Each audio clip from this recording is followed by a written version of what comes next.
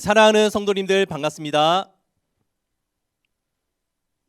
저는 신천지 예수교 이현준 강사입니다.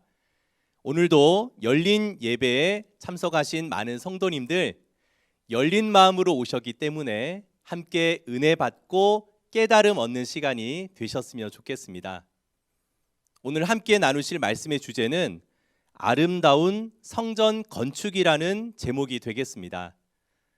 성전 건축이라고 하면 우리 성도님들은 어떤 것이 가장 먼저 생각이 나십니까?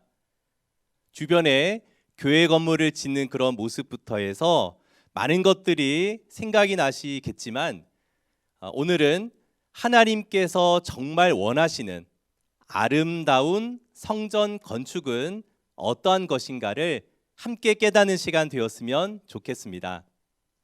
먼저 성전이라고 하는 것은 그 의미가 거룩한 집이라는 뜻이죠. 그런데 이 거룩하다라고 하는 것은 하나님이 함께 하시기 때문입니다.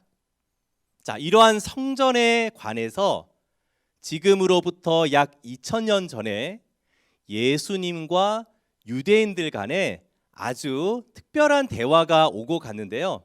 먼저 오늘 말씀의 주제가 되는 이 본문 장을 한번 찾아가서 읽어보도록 하겠습니다.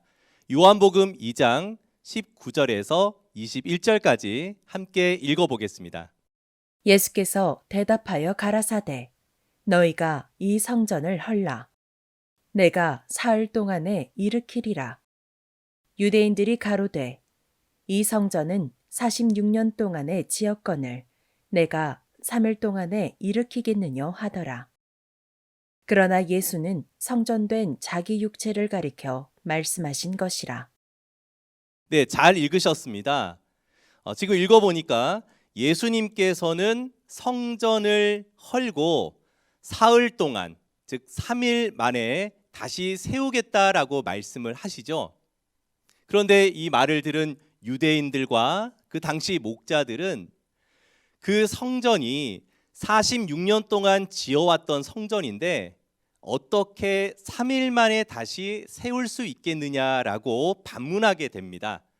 자, 그래서 예수님이 말씀하시는 이 성전과 유대인들이 생각했던, 당시의 신앙인들이 생각했던 성전이 그 의미의 차이가 있었기 때문인데요. 먼저 유대인들이 알고 있었던 그 성전은 그 시작이 출애굽한 백성들과 함께 광야에서 모세를 통해서 지었던 그 성막, 장막이 그 시작이 됩니다. 우리 그것을 함께 찾아가서 읽어보도록 하겠습니다. 출애굽기 25장 8절에서 9절까지의 내용 함께 읽어보겠습니다. 내가 그들 중에 거할 성소를 그들을 시켜 나를 위하여 짓되 무릇 내가 내게 보이는 대로 장막의 식양과 그 기구의 식양을 따라 지을지니라. 네, 방금 읽어보신 것처럼 하나님께서 모세에게 지시하신 것은 하나님이 거할 성소를 모세에게 보이는 대로 지으라고 명하신 것입니다. 그렇게 지어진 성막, 그 장막이 바로 이러한 모형이었거든요.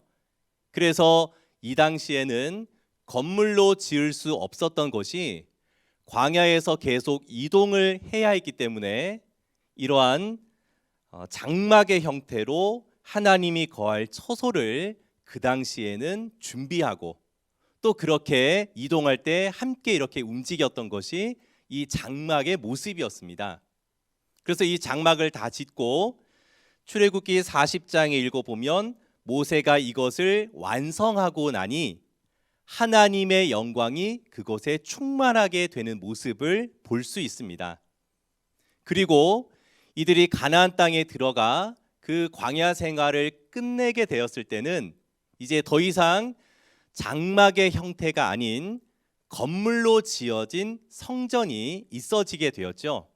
그것이 우리가 잘 알고 있는 솔로몬 때 지어진 하나님의 성전이었습니다. 열왕기상 6장에 보면은 하나님을 위하여 성전을 건축하는 솔로몬과 이스라엘 백성들의 모습이 나와 있는데요. 이러한 모습처럼 건물로 지어진 이 성전에 그들은 하나님이 함께 하실 것을 믿고 제사를 지내고 또 말씀을 듣고 그런 생활을 해왔었습니다. 그런데 이 성전을 가리켜서 히브리 기자는 이렇게 말하고 있습니다.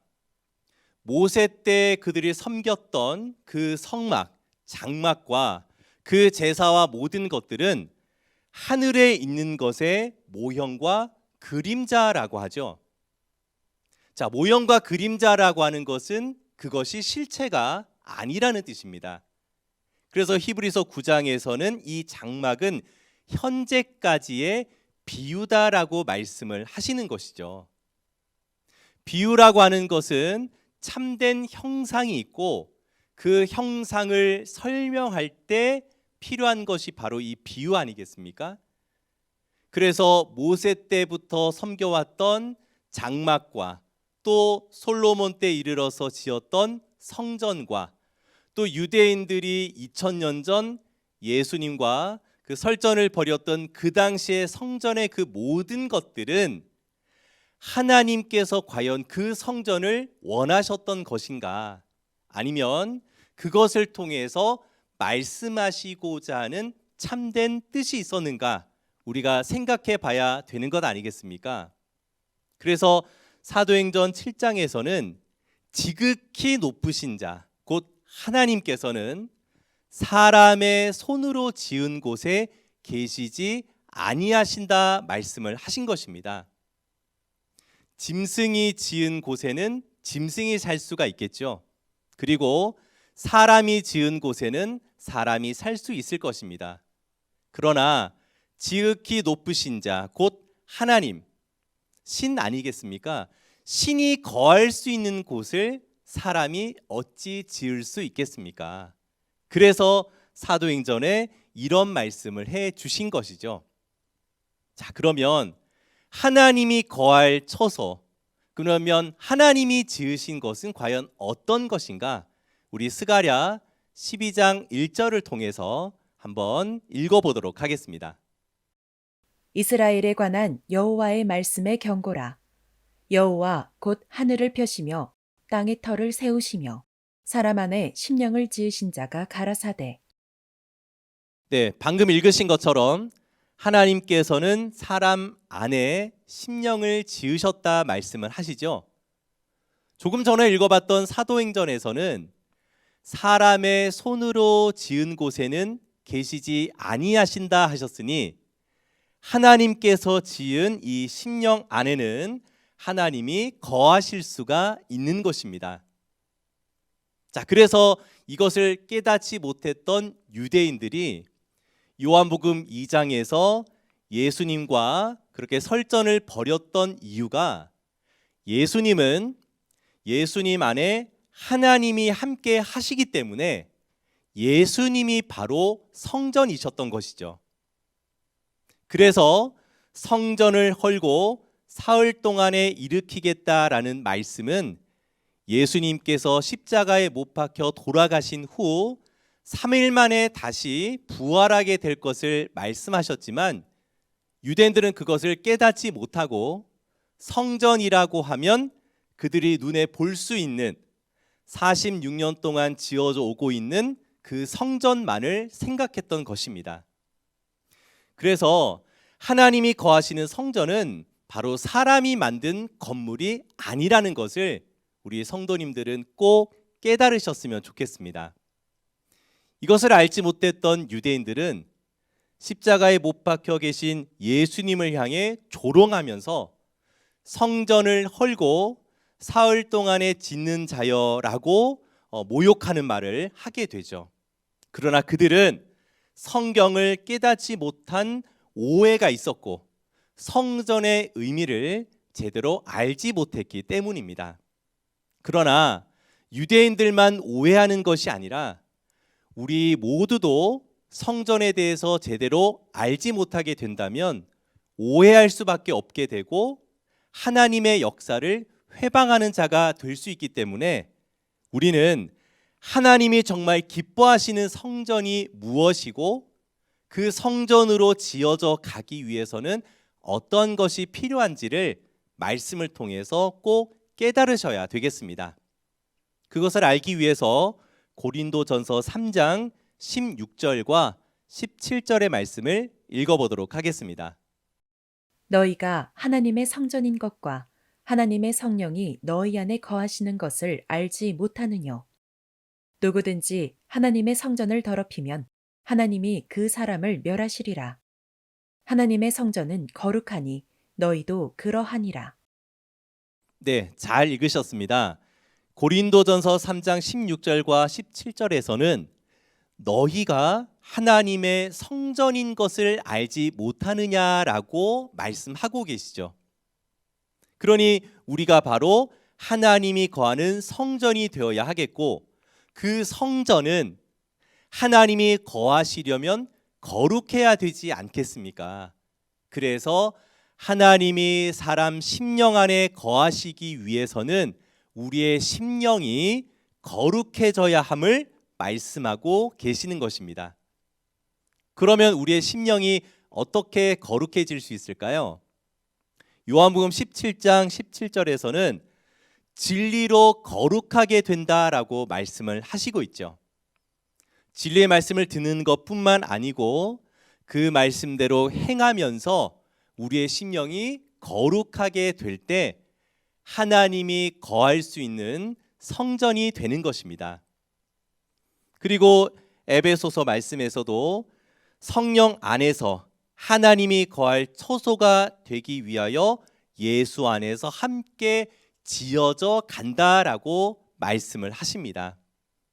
내 생각대로, 내 뜻대로, 사람의 생각대로 지어져 가는 것이 아니고 예수님 안에서 예수님 주신 그 말씀을 통해서 우리가 하나님이 거하실 수 있는 성전이 되기 위하여 함께 지어져 가는 것입니다.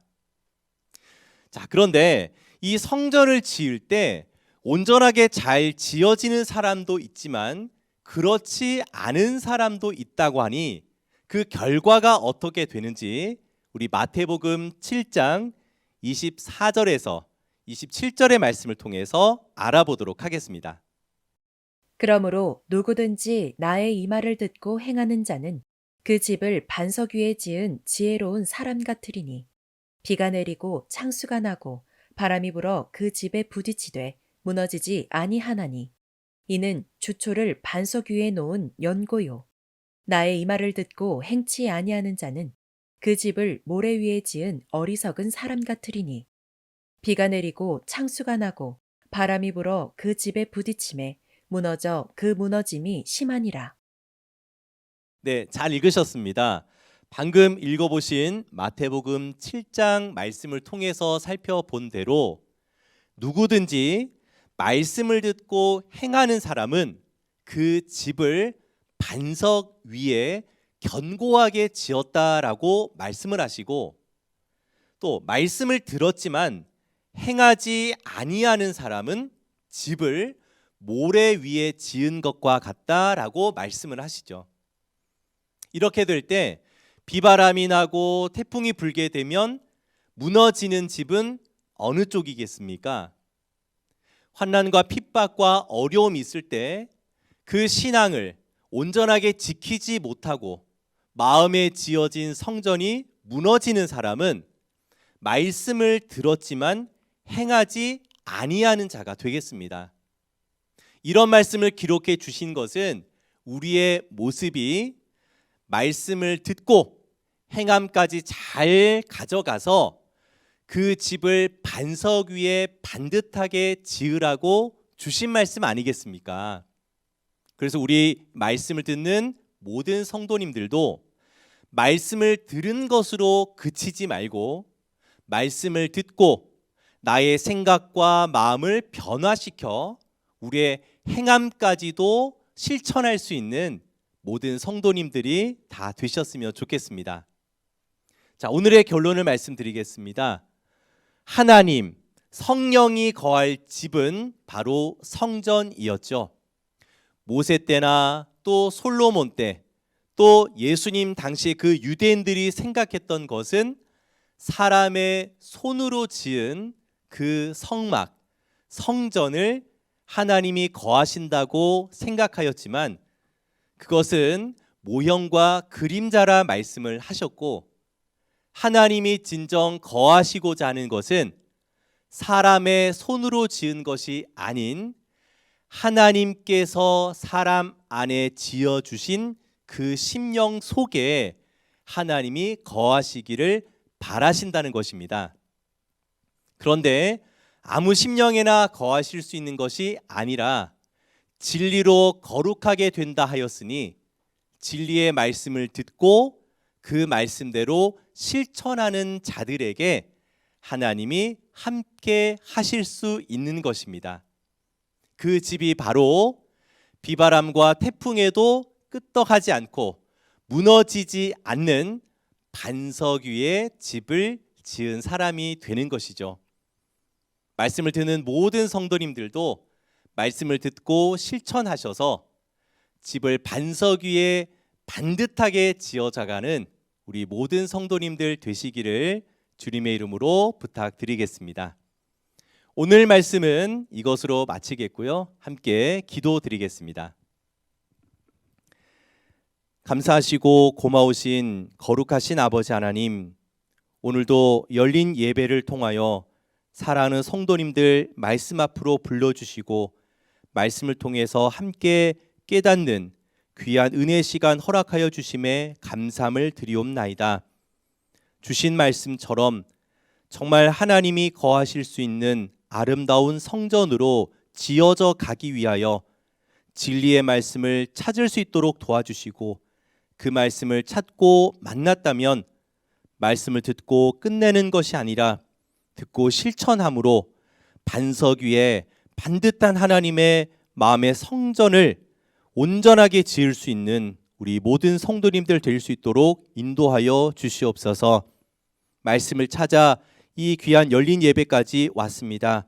하나님, 그 마음 기뻐 흠양하여 주시고 오늘 드리는 예배도 기쁘게 받아주셔서 우리 모두가 하나님이 거할 수 있는 성전으로 날마다 거듭날 수 있는 우리 모두가 될 수 있도록 함께하여 주시옵소서. 앞으로도 지켜 보호하여 주실 줄 믿사오며 모든 말씀 예수님의 이름으로 감사하며 간절히 기도드려 싸움나이다. 아멘.